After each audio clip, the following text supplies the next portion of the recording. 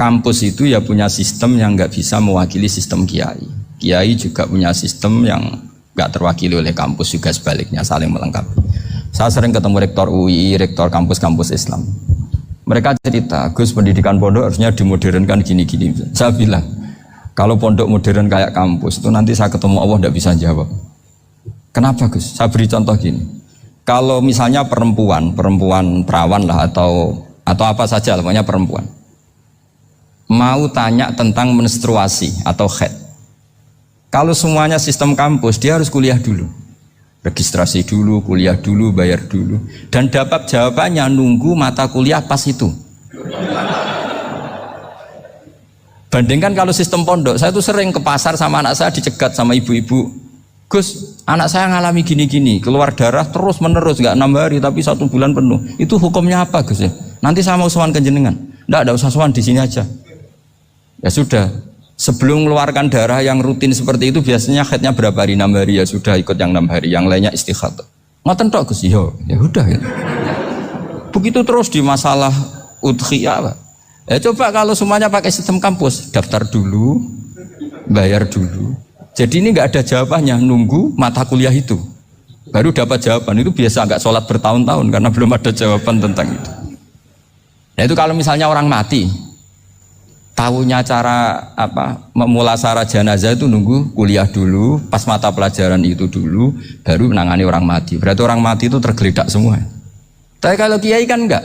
Kesini orang mati terbakar, kalau dimandiin malah badannya copot-copot, itu gimana hukumnya? Ini ada orang mati Gus Kendat, ini disolati apa enggak?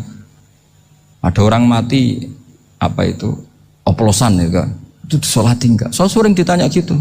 Gak usah registrasi Pak Rektor, gak usah registrasi, gak usah daftar, gak usah seminar.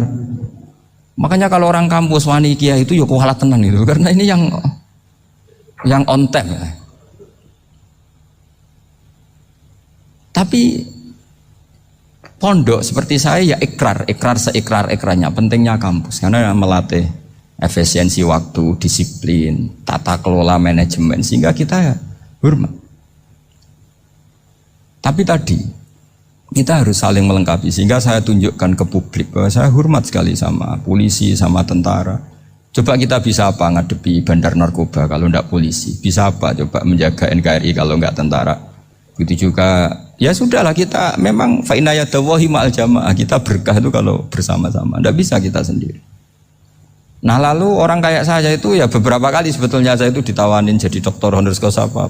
Kekhawatiran saya satu Pak Bejo, takut pas gak punya uang. Itu dokter gak ada duit kan gak pantas gitu. Jadi repot gitu, daripada beban lah sudahlah, gak usah dokter. Jadi kalau gak punya uang ya pantas, terus kalau ngebis ya pantas. Suatu saat kalau mati gak ada yang hadir ya pantas, gak dokter gitu. Kalau sudah dokter kok masuk neraka, kayaknya apalagi rektor kampus Islam kok masuk neraka itu kan kok kayak agak pas itu. Misalnya rektor Unisiola ditanya mungkar nakir, nggak bisa kan, kayak gimana gitu. Makanya harus sering ngaji saya supaya nggak malu di depan mungkar nakir. Masa rektor ditanya mungkar nakir nggak bisa. Harus berani bentak, ini saya rektor loh Pak mungkar nakir. Masa kalau wali-wali dulu berani. Masyhur di cerita wali-wali ditanya marabbuka manabuka, saya ini guru tauhid. Kok kamu tanya marabbuka manabuka, yang ngelotok. Kamu tidak pernah ngaji, enak aja tanya. Jadi wali-wali itu ya rileks ngadepi mungkin. Saya yakin rileks wali di Bang Pak Rektor, saya yakin itu. Karena wali itu lebih dekat Allah. Sehingga orang dulu itu, saya ulang lagi ya, ada satu kearifan namanya hidup itu apa? Hidup itu adalah cari sebanyak mungkin supaya hidup itu tidak tergantung pada banyak hal. Sehingga misalnya cara berpikir orang-orang modern itu sebenarnya banyak orang-orang ilmuwan yang nggak ngagumi Amerika. Bukan karena angkuh, enggak. Untuk mempertahankan kebesaran negara sebesar itu, kebutuhan listriknya besar, kebutuhan tentaranya besar, kebutuhan apa. Sementara negara kayak Venezuela atau Swiss kebutuhannya ada banyak. Pertanyaannya, yang tergantung dengan banyak hal sama yang tidak tergantung banyak hal, itu pinter mana? Kalau dibalik pertanyaannya gitu, negara-negara maju itu tidak keren kalau dibalik pertanyaannya. orang yang untuk mempertahankan eksistensinya banyak, butuh banyak hal, dengan yang tidak butuh banyak hal, itu pinter mana? Orang yang bahagianya nunggu jadi dokter, nunggu jadi kiai besar, kiai viral, dengan orang yang bahagia cukup dengan ngopi, itu pinter mana? Tapi kalau dibalik pertanyaannya, orang yang taunya nikmat hanya kopi dengan nikmat yang banyak, pinter mana? Makanya Mbah Mun tuh kalau guyon itu lucu. Aku iku sakake ambek wong desa sing mlebu swarga. Saya dulu eskal mlebu swarga kok disakeni. Akhirnya beliau memberi penjelasan. Wong desa iku roe pakanan enak, iku mau kopi mbek uduk. Lah swarga iku mau nuruti sing dikarepno. Akhirnya wis mau mangan, wis ngopi, nguduk, ngopi ora roh pakanan liyane ku ora roh. Nasi mandi yo ora roh, pizza yo ora roh apa-apa. Terus saya bilang, wah lah niku nak nganti selera tentang wanita cantik. Iku juga sederhana. Rodok pesek ya wis cantik, rodok ireng ya wis. Apa bidadarinya seperti itu karena saking enggak pengalamannya. Jadi surga itu kan nuruti apa yang diinginkan. Kira-kira keinginan orang kampung kalau di surga itu apa coba? Makanan apa coba? Ya nak senengnya ketemel gemblong itu. Nah, artinya malaikat lebih suka nangani surganya orang-orang kampung dibanding Pak Rektor. Ini sudah ribet ini. Makanan apa saja sudah harus dicoba. Ya. Terus kalau di mall tahu orang macam-macam, seleranya macam-macam pasti itu. Enak mana kalau sampai jadi malaikat pelayan surga? Suka ngelayani orang kampung apa yang orang kota? Orang kampung kan?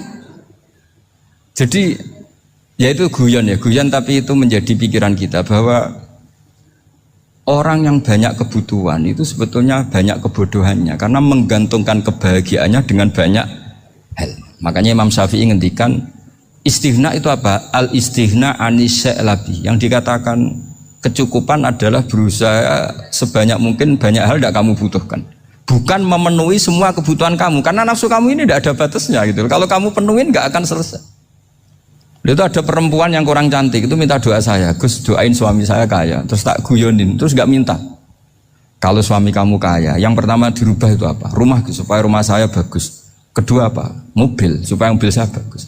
Nanti yang dievaluasi itu kamu.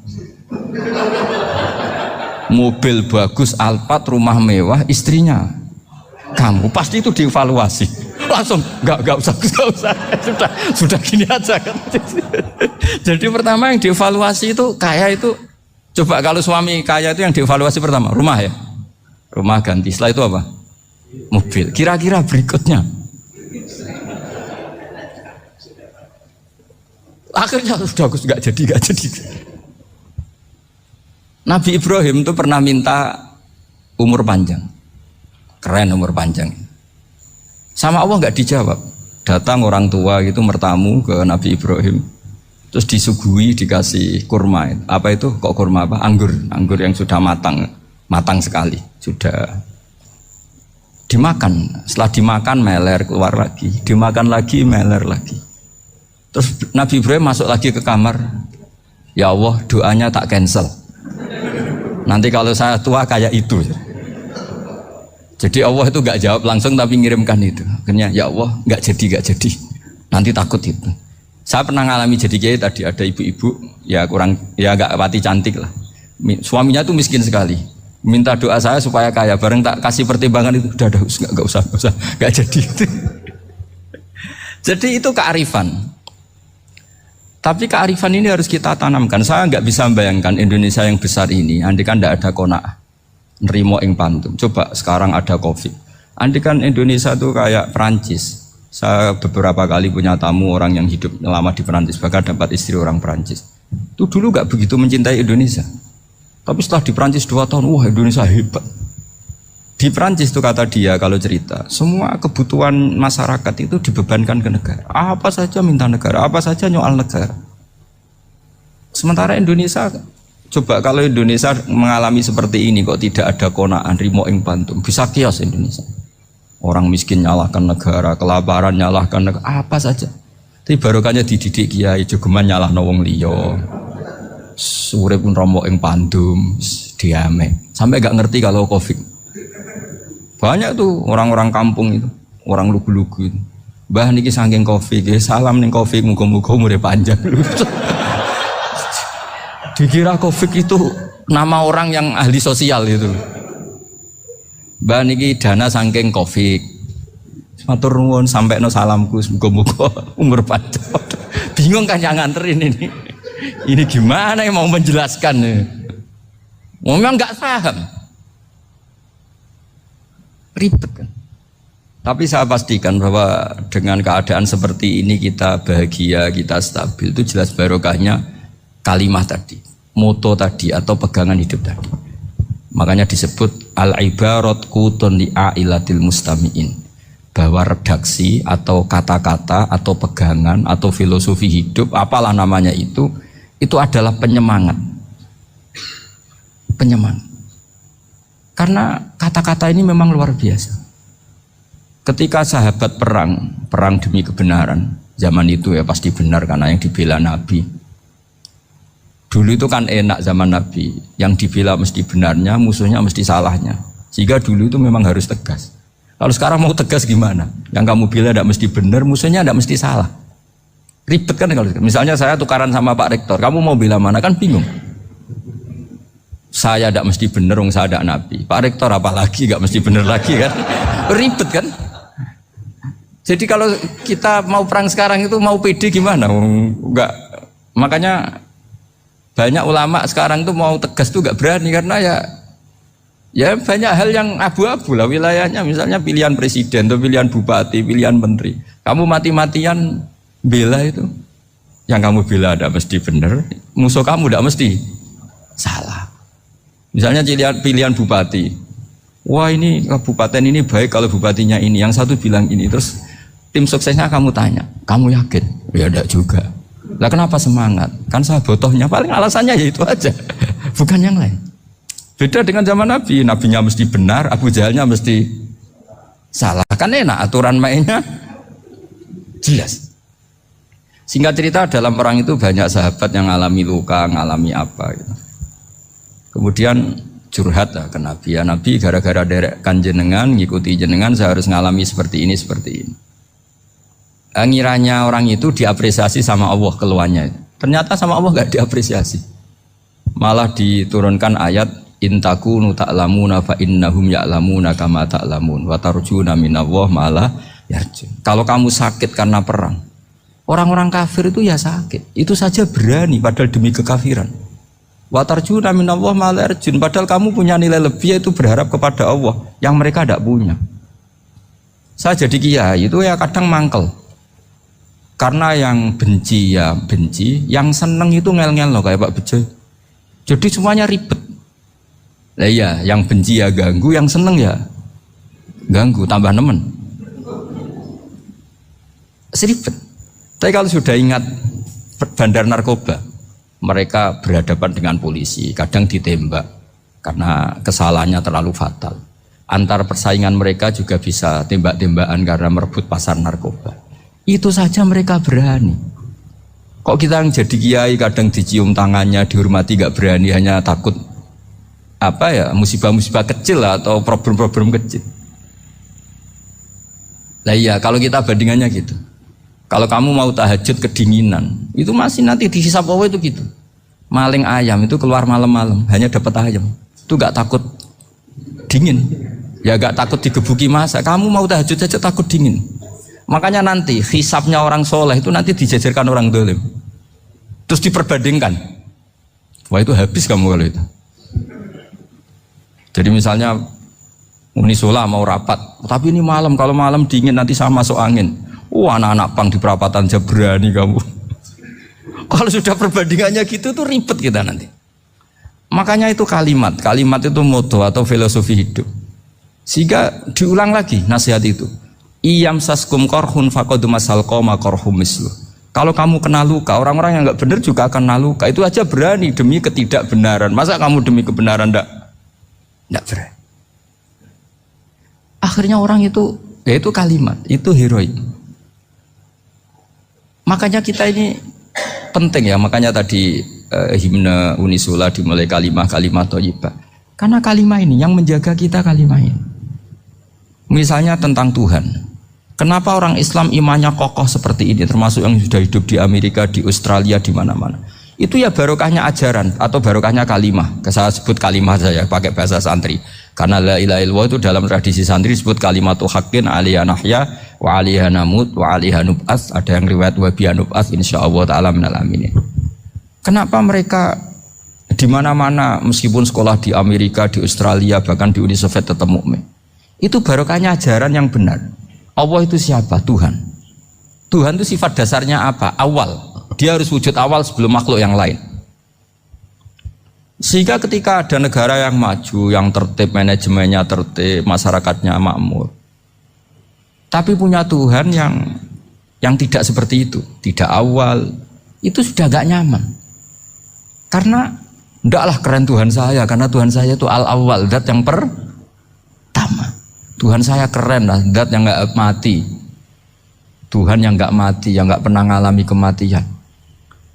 Sehingga tontonan atau yang dilihat kenikmatan-kenikmatan yang lain ini tidak mengubah dia pendirian tentang Tuhan. Karena mantapnya satu kalimat tadi bahwa Tuhan itu ya harus satu, harus awal, harus tidak mati, tidak rusak, tidak mengalami apa-apa yang membahayakan. Sehingga ketika ditawarin Tuhan yang lain meskipun menjanjikan secara finansial atau kemakmuran, mereka gak tertarik. Itu coba, itu barokahnya makmur apa barokahnya ajaran? Barokahnya ajaran. Sering negara Islam itu kalah makmur dengan mereka, tapi barokahnya ajaran ini tetap apa? Tetap Islam. Makanya Nabi Ibrahim, Nabi yang sukses bikin wa ja'alaha kalimatam baqiyatan fi aqibi.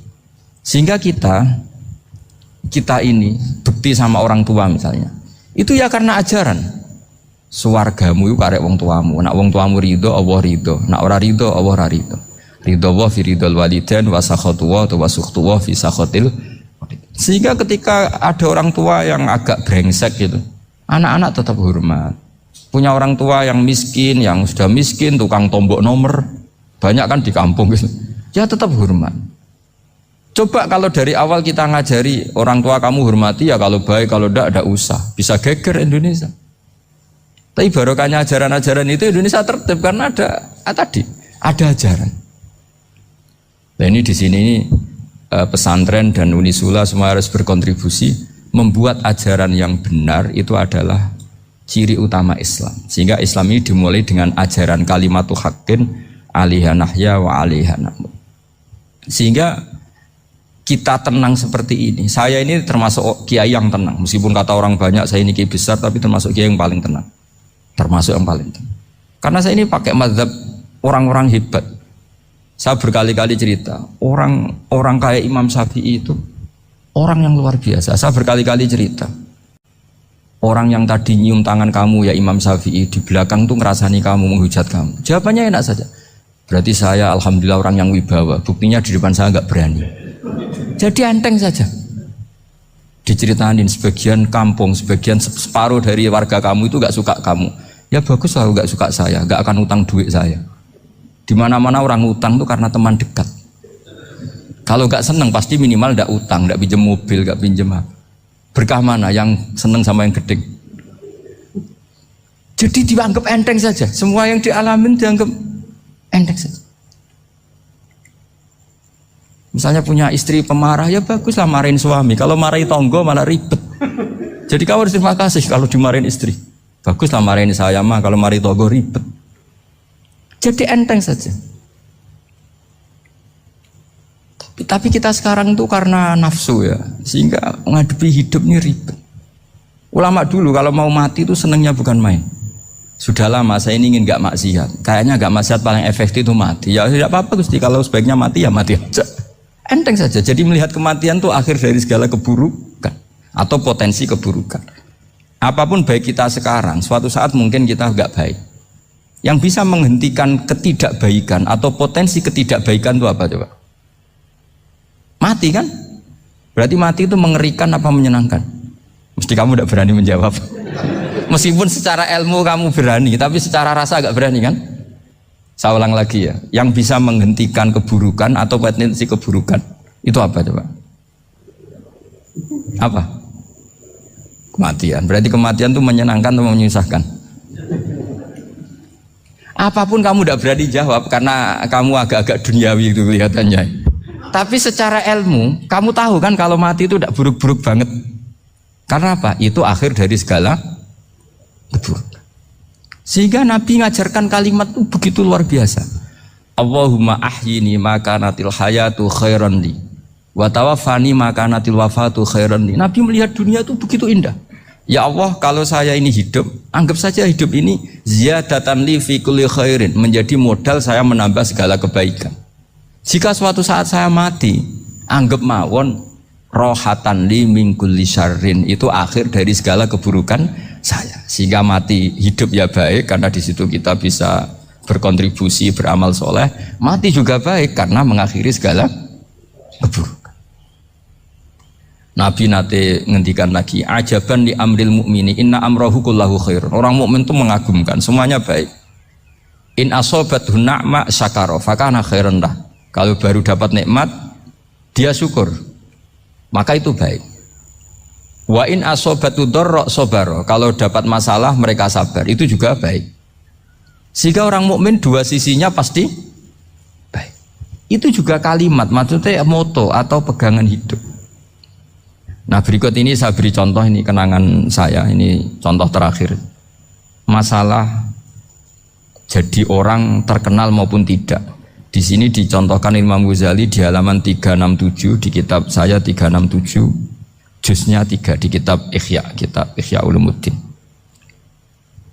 Di sini beliau cerita betapa untuk menjaga ikhlas sebaiknya orang itu tidak terkenal, tidak syuhrah, tidak terkenal. Oke, itu kita sepakat ya, karena kalau terkenal mungkin orang dipaksa publik dengan tanda kutip untuk selalu berbuat baik, tapi karena jaim lah, jaga image atau apa. Tapi ketika dibalik pertanyaannya, kamu rela yang terkenal itu orang nggak benar, sementara yang orang benar itu nggak terkenal. Lalu masyarakat taunya yang tidak benar. Kalau pertanyaannya dibalik gitu.